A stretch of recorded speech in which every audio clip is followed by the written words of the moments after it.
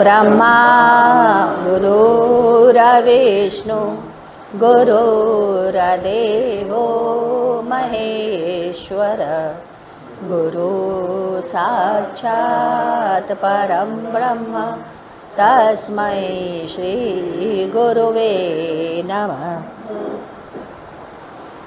आइए आगे की तरफ पढ़ते हैं। 30 अप्रैल वर्ष 2000। गुरुदेव ने आज कहा, यदि बुखार से कमजोरी हो गई हो तो दिन में छुहाड़ा को फुला दें और रात में छुहाड़ा पानी सहित दूध में डालकर उबाल लें।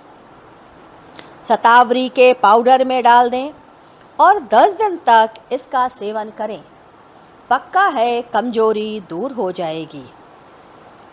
जाड़ा और सर्दी के मौसम में हो तो एक छोटा वाला चम्मच तुलसी के बीज को शहद में लपेटकर 10 दिन तक चटा दें। बूढ़े आदमी में भी अंगड़ाई लेने लग जाएगा।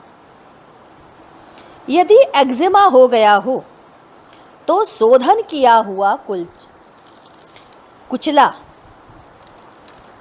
उसमें छुहाड़े में उसको भर दें और उसे धागे से बांध दें। नीचे से आग लगा दें जिससे कि छुहाड़ा जल जाए और उसके बाद छुहाड़े को खाने से एक्जिमा दूर हो जाता है। भृंगराज जिसमें नीले फूल होते हैं, फूल, पत्ता और जड़ सहित उसे धोकर पीसकर 11 पौधा खाली पेट लेने से 40 दिन तक उसे खाएं तो कहते हैं बाल यदि सफ़ेद भी हो गए हों तब भी उनमें कालिमा आ जाती है। झड़ता हुआ बाल जो गिर रहा है वहाँ पे भी अच्छे से बाल आने लगते हैं। चेहरे की झुर्रियाँ और आँखों में रोशनी बढ़ जाती है। दमा के अंदर भी यह बहुत फ़ायदा करता है। पहाड़ों पे चढ़ते समय जो दिल बैठने लगता है उसके अंदर दिलों में ताकत आ जाती है। जब शरीर के साथ अति हो जाता है यानी रोग बढ़ जाता है, जैसे आप हर चीज़ में मीठा ही खाने लगते हो।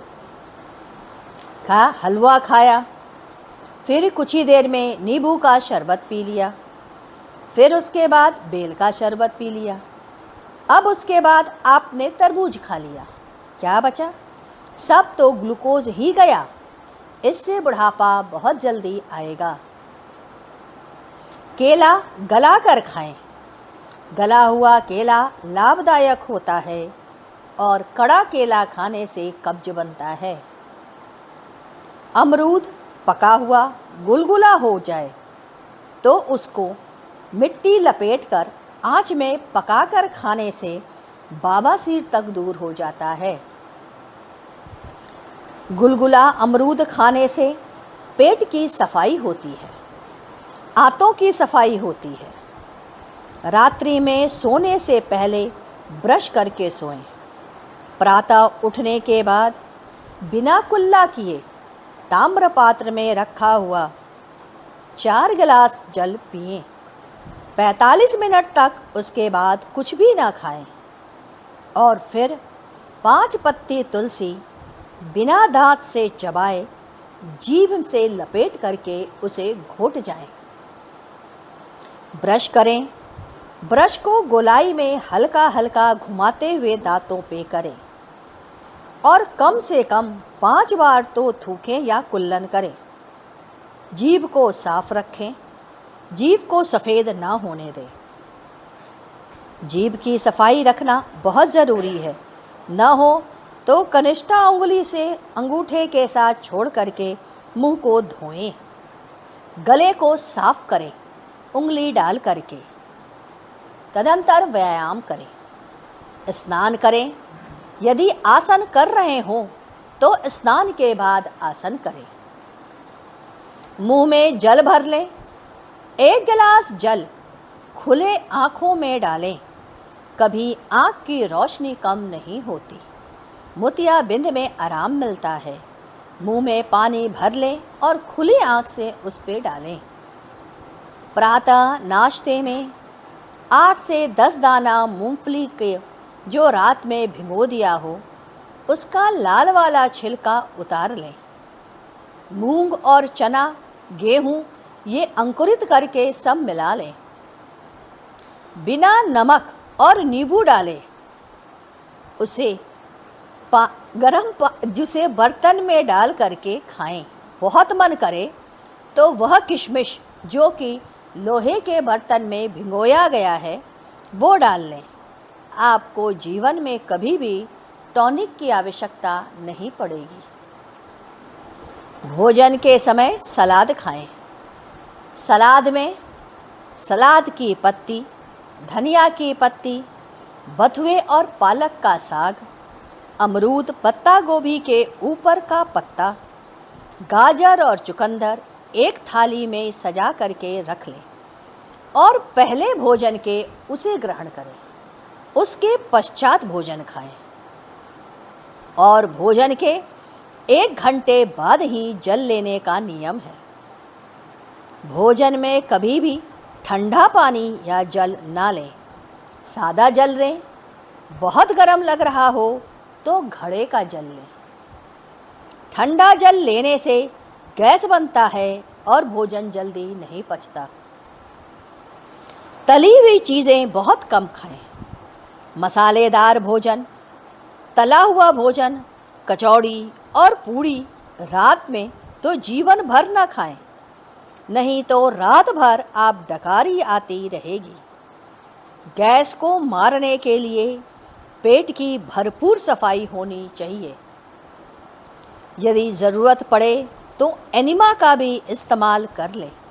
यह क्रिया भी काम आती है। लौकी, नेनुआ और करेले का रस पेट के लिए सबसे ज़्यादा उपयोगी है। करेले का रस खाली पेट पीने से पेट में कभी भी पथरी नहीं बनता और जो होता है कण वह निकल भी जाता है। शाम को फल का नाश्ता नहीं लेना चाहिए। अमरूद और सेब को छोड़कर और कोई ऐसा फल नहीं है जो खाली पेट लेना चाहिए।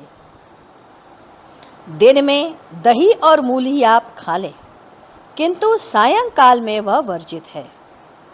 इससे आयु भी घटती है, आयु कम होता है और कफ और बलगम भी बनता है। रात को सोने से 2 घंटा पहले दूध ले लें। दूध में 4-5 दाना यदि हो सके तो मुनक्का डाल करके उबाल लें। फिर ठंडा करके हल्का गरम सुसुम सुसुम दूध लें। सोने से पहले नियम से त्रिफला का यदि आप सेवन 12 वर्ष तक करते हैं तो 75 वर्ष की आयु आप आराम से जी जाएंगे। ठंडा पदार्थ कोको कोला, पेप्सी यह सब बहुत कम लेना चाहिए या नहीं लेना चाहिए। इसके उपयोग से कैंसर बनने की क्षमता बढ़ जाती है। इसका प्रयोग ना के बराबर करो। प्रत्येक को 2 प्रकार का संयम जीवन भर रखना चाहिए, चाहे स्त्री हो या पुरुष। प्रथम जिह्वा पर और दूसरा गुप्तांगों पर। क्या यह खाने से हमें नुकसान करेगा? या ऐसी वाणी पर संयम रखें जो कि दूसरे को दुख दे। यह जो बोल रहा हूँ, क्या मेरा बोलना किसी का उपहास उड़ा रहा है या आवश्यकता से अधिक बोल रहा हूँ?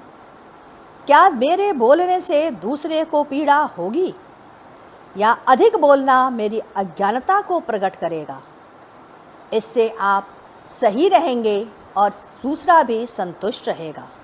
सभी को, चाहे स्त्री हो या पुरुष, अपने पेशाब के रास्ते को अच्छे से साफ करना चाहिए। इसकी नितांत आवश्यकता होती है। उसके ऊपर नियंत्रण होना चाहिए। ऐसे विचार और भाव ना उठें जिससे कि आप में चंचलता आए, इंद्रियां संयमित हों। उन विचारों और भावों को हटा दें और अपने सोच को और चिंतन को सही दिशा में रखें, जिससे कि इंद्रियों की चंचलता आपको प्रभावित ना करे। आइए अब हम लोग गुरु कीर्तन करते हैं। ओम गुरु गुरुदेव, जय गुरु जय गुरुदेव। ओम गुरु गुरुदेव, जय गुरु जय गुरुदेव। ओम गुरु गुरुदेव, जय गुरु जय गुरुदेव। ओम गुरु गुरुदेव, जय गुरु जय गुरुदेव। ओम गुरु गुरुदेव, जय गुरु जय गुरुदेव। ओम गुरु गुरुदेव, जय गुरु जय गुरुदेव। बोलिए सद्गुरुदेव की जय। सद्गुरु तुम्हें शत शत नमन, सद्गुरु तुम्हें शत शत नमन, सद्गुरु तुम्हें शत शत